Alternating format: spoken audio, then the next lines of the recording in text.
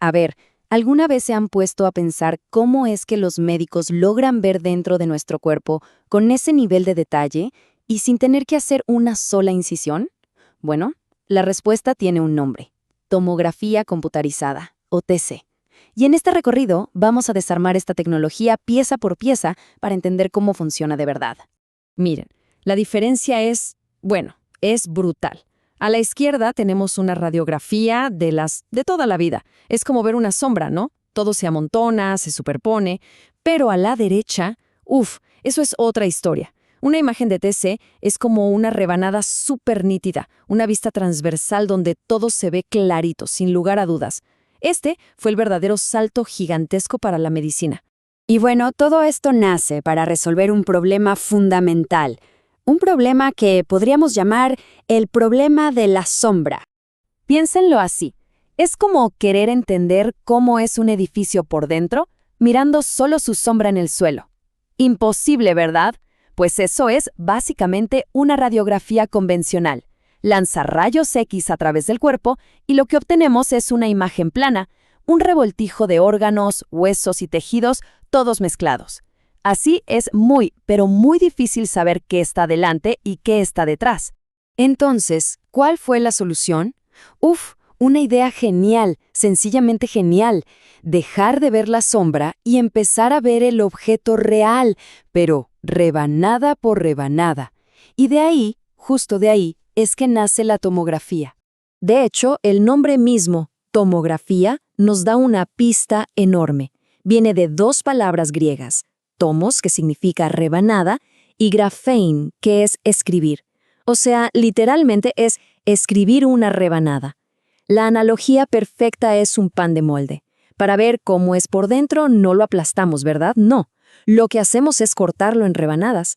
Pues ese es el concepto clave. Y aquí vemos esa diferencia fundamental. La radiografía tradicional nos da una vista, digamos, de frente, longitudinal. Pero la tomografía, no, la tomografía nos da una rebanada, una vista transversal. Es como si pudiéramos hacer un corte limpio y ver el cuerpo por dentro. Créanme, este cambio de perspectiva lo fue todo. Ahora, la pregunta es, ¿cómo lo hicieron al principio? Porque suena complicado. Y lo era.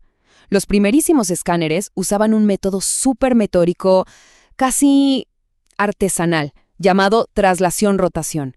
Imagínense, un rayo X finito como la punta de un lápiz escaneaba al paciente en línea recta. Bip, paraba, la máquina giraba un gradito y bip, otra vez. Era un proceso lento, lentísimo. Pero lo importante es que demostró que la idea, el concepto, funcionaba. Y aquí es donde llega el momento, el gran descubrimiento. El principio es este. La estructura interna de cualquier cosa se puede reconstruir si tiene suficientes proyecciones, suficientes sombras desde todos los ángulos posibles. Básicamente, si tomas cientos de estas vistas, una computadora puede hacer la magia matemática para pegarlas todas juntas y crear una imagen perfecta de esa rebanada. Ok, el concepto funcionaba, estaba probado. ¿Y qué pasó después?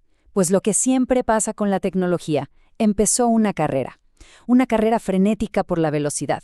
El objetivo era claro: conseguir imágenes más rápido, con mucho más detalle y, por supuesto, de forma más eficiente. Vamos con la primera generación. Esta fue la prueba de que se podía hacer. Teníamos un solo rayo, delgadito, y un solo detector. Sí, funcionaba, pero 5 minutos para una sola rebanada. Imagínense tener que estar 5 minutos sin moverse ni un milímetro. Era una eternidad. Entonces llegó la segunda generación. Y aquí sí que hubo un salto importante. La idea, en lugar de un solo rayito, ¿por qué no usar un haz más ancho en forma de abanico?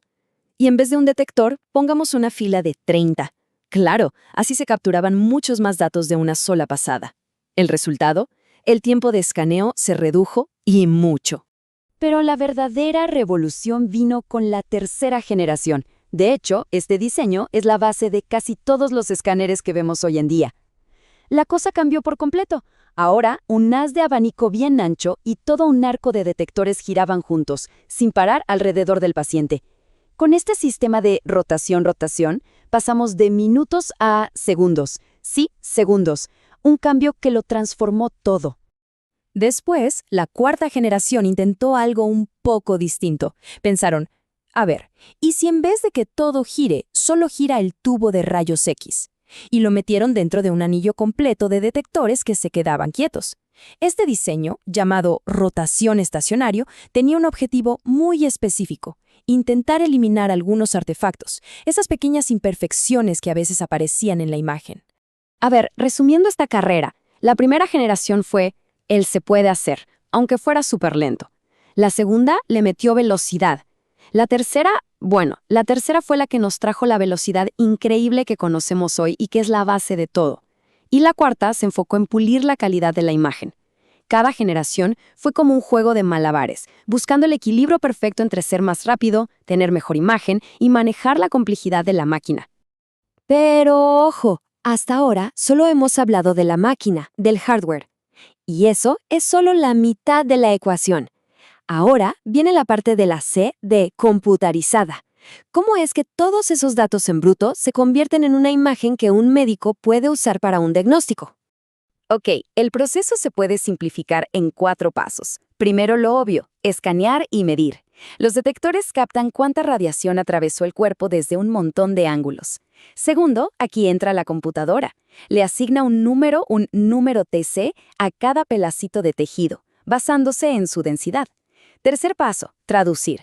Esos números se convierten en diferentes tonos de gris. Y cuarto, listo. Ese mapa de grises aparece en la pantalla y ¡voilá! Tenemos la imagen final. Y aquí es donde está la verdadera magia de la computación. Se llama voxel. Piénsenlo. Cada puntito de luz que vemos en la pantalla, cada píxel, no es plano. En realidad, está representando un pequeño cubito de tejido tridimensional del cuerpo. La computadora lo que hace es calcular la densidad promedio de todo lo que hay en ese cubito y le asigna un solo tono de gris, brillante. Y esos números de los que hablamos tienen su propia regla de medir. Se llama la escala de Hounsfield, pero es súper fácil de entender. Tomen el agua como punto de referencia. El agua es 0. Todo lo que sea más denso que el agua, como el hueso, tiene un número positivo, bien alto, y se ve súper blanco. Y lo que es menos denso, como la grasa o el aire de los pulmones, tiene un número negativo y se ve gris oscuro o directamente negro. Sencillo, ¿no? Muy bien, ya entendimos cómo se arma la imagen. Pero ahora, ¿qué hace que una tomografía sea una buena tomografía? O sea, ¿cuáles son los ingredientes para una imagen que de verdad sirva para un diagnóstico preciso? Básicamente, hay 4 cosas que importan. Primero, la resolución espacial. Es como los megapíxeles de una cámara.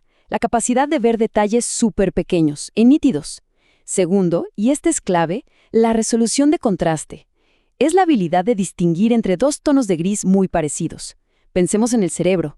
Diferenciar la materia gris de la blanca es vital. Tercero, el ruido. Es ese granito que afea una foto, ¿saben? Pues aquí, menos ruido significa una imagen mucho más limpia. Y por último, la uniformidad. Que si escaneamos agua, pues todo el agua se vea del mismo tono de gris, sin variaciones raras. Ok, pero ¿cómo se aseguran de que una máquina de millones de dólares está calibrada a la perfección? Pues usan unos objetos especiales llamados phantoms. Son como los muñecos de prueba de los escáneres. Están hechos de materiales que tienen densidades súper específicas y conocidas. Con ellos, los técnicos pueden medir y ajustar todo: la resolución, el contraste, el ruido, para garantizar que cada escaneo en cada paciente sea totalmente preciso y confiable. Al final, todo se reduce a esto. Toda esta ingeniería increíble, toda esta física, toda esta computación, todo converge en un único y vital objetivo: generar una imagen de altísima calidad. Una imagen tan clara y precisa que le entrega a un médico las herramientas que necesita para dar un diagnóstico que muchísimas veces puede salvar una vida. Pensemos en el camino recorrido, de una sola rebanada que tardaba 5 minutos, a tener hoy modelos 3D completos del cuerpo en cuestión de segundos. El avance es simplemente asombroso. Y claro, esto nos deja con una pregunta flotando en el aire. Si ya llegamos hasta aquí, ¿qué maravillas nos permitirá ver la siguiente generación de escáneres?